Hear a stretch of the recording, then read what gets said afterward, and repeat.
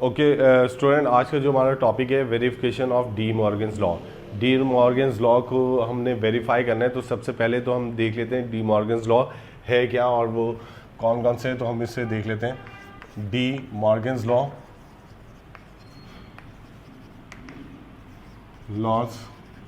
और जो आपके पास फर्स्ट लॉ है वो है आपके पास A union B complement equal to A complement intersection B complement.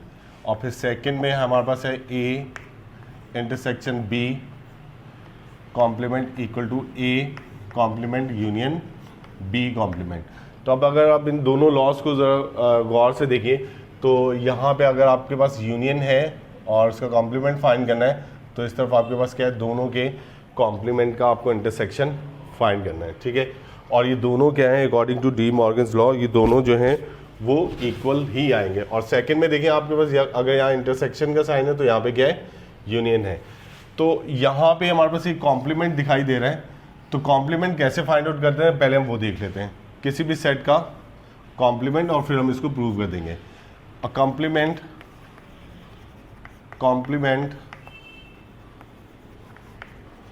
Of a set कैसे फाइंड आउट करते हैं, हम उस गिवन सेट को, अगर हमारे पास कोई एक सेट ए है और मुझे इसका कॉम्प्लीमेंट क्या करना है, ए का कॉम्प्लीमेंट फाइंड आउट करना है, तो मुझे इस सेट को क्या करना पड़ेगा, यूनिवर्सल सेट में से माइनस करना पड़ेगा। ये इसका जस्ट एक सिंपल सा फॉर्मूला है जिससे मैं कॉम्प्लीमेंट फाइंड आउट करूँगा, ठीक है। तो बहुत सिंपल है।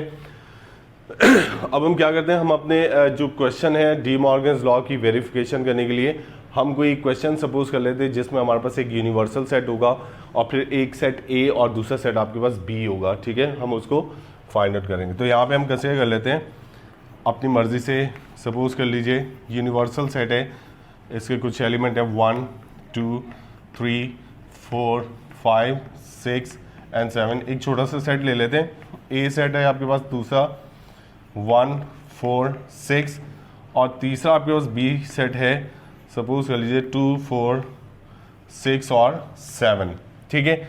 अब मुझे ये जो गिवन सेट हैं आपके पास, यूनिवर्सल सेट और सेट ए जो है और बी सेट है, इसके एलिमेंट्स पे मुझे डी मॉर्गन्स लॉ को क्या करना है, वेरीफाई करना है, ठीक है। तो मैं कोई सा भी एक सेट लॉ ले सकता हूँ, यूज़ कर सकता हूँ, कोई सा भी दोनों में से यूज़ कर सकते हैं, सिर्फ हमें इसका मेथड सीखना है।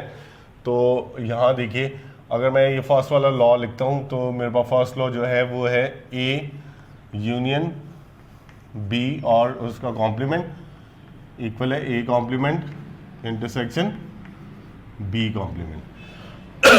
हम इसे एज्यूम कर लेते हैं, हम इसे लिख देते हैं जैसे ये है लेफ्ट हैंड साइड आपके पास और ये है इक्वेशन की फॉर्म, जो आपके पास स्टेटमेंट है उसकी राइट हैंड साइड है। तो अब हम क्या करेंगे, बारी बारी पहले हम लेफ्ट हैंड साइड को प्रूव करेंगे, सॉल्व करेंगे, और फिर हम राइट हैंड साइड को सॉल्व करेंगे। अगर दोनों के आंसर जो हैं वो फाइनल आंसर सेम आते हैं तो फिर ये लॉ हमारा क्या हो जाएगा, प्रूव हो जाएगा। तो लेफ्ट हैंड साइड को यूज़ करते हैं हम, और वो है ए यूनियन बी और उसका कॉम्प्लीमेंट। तो मैंने आपको पहले ही बता दिया, जब हमें किसी भी सेट का कॉम्प्लीमेंट फाइंड करना है उसको यूनिवर्सल सेट में से माइनस करते हैं। तो हम लिख देते हैं A union B complement equal हो जाएगा universal set minus A union B, यानी आपको ए और बी के यूनियन को यूनिवर्सल सेट में से क्या करना है, माइनस करना है। तो देखते हैं, अब सबसे पहले हम लिख लेते हैं ये यूनिवर्सल सेट 1 2 3 4 5 6 और 7। अब मुझे माइनस करना है ए यूनियन बी के उसको, तो हम इसे सपोज कर लेते हैं कि आपके पास ए सेट लिखिएगा 1 4 6 1 4 और 6, और फिर ये यूनिवर्सल सेट यूनियन बी 2 4 6 7 2 4 6 और 7। तो अब मैं पहले इन दोनों का यूनियन फाइंड करूंगा, तो इसे मैं ऐसे ही लिखा रहने दूंगा 1 2 3 4 5 और 6 और फिर 7 माइनस। अब मुझे इनका यूनियन फाइंड करना है, तो यूनियन में हमें पहले ही पता है कि हम यूनियन में सब एलिमेंट्स उनको लिखते हैं, लेकिन जो कॉमन होते हैं उनको भी एक ही बार लिखते हैं। तो आपके पास 1, फिर उसके बाद 2, और फिर उसके बाद 4, और फिर उसके बाद 6, और फिर 7। ठीक है।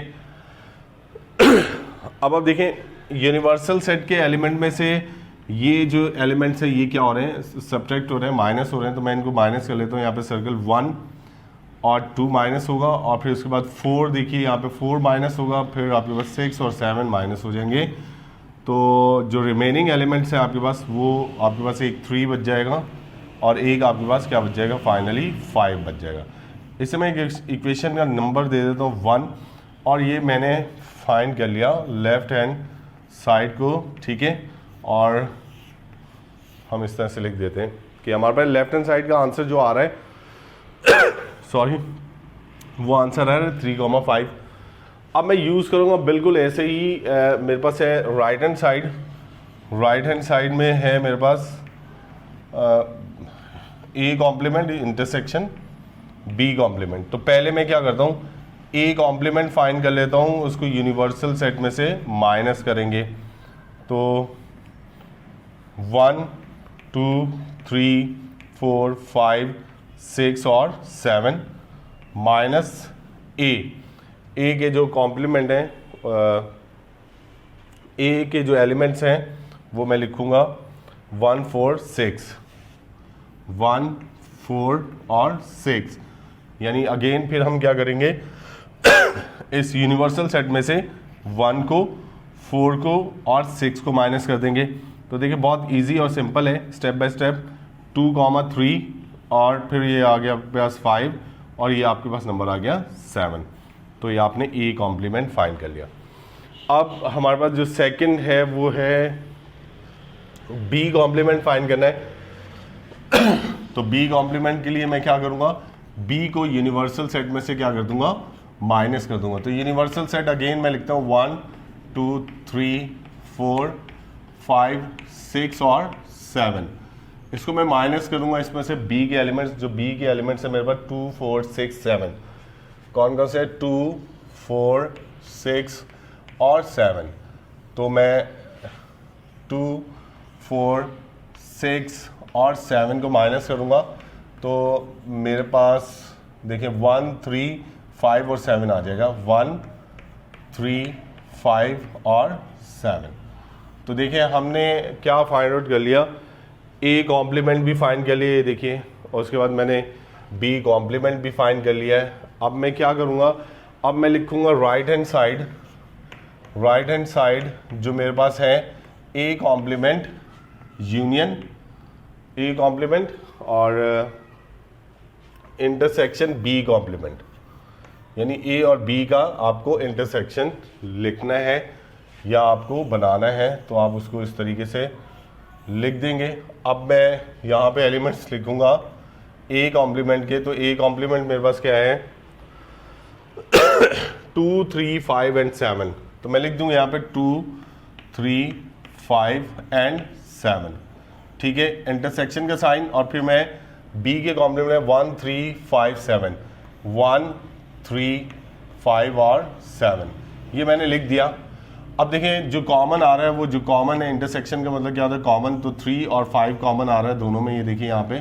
तो मैं उनको लिख दूंगा, और राइट हैंड साइड मेरे पास हो जाएगी इक्वल टू 3, 5।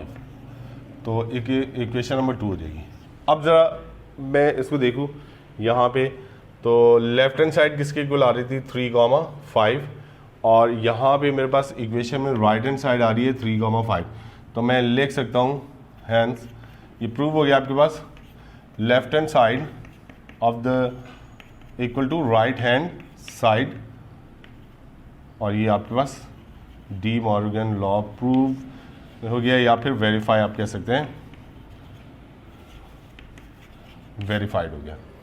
ठीक है, तो बहुत सिंपल मेथड था डी मॉर्गन्स लॉ जो है उसको प्रूव करने के लिए। तो आप इसी तरह से स्टेप बाय स्टेप इसको सॉल्व कीजिएगा, और कोई भी एग्जांपल आप ले सकते हैं, अपने ऑन पे बना सकते हैं आप, कोई भी क्वेश्चन, कोई भी एलिमेंट्स आप इसमें ले सकते हैं, और डी मॉर्गन्स लॉ को वेरीफाई कर सकते हैं इसी मेथड से, ठीक है। तो अगर बस ठीक है, आप इसको कर लीजिएगा। Okay, thank you.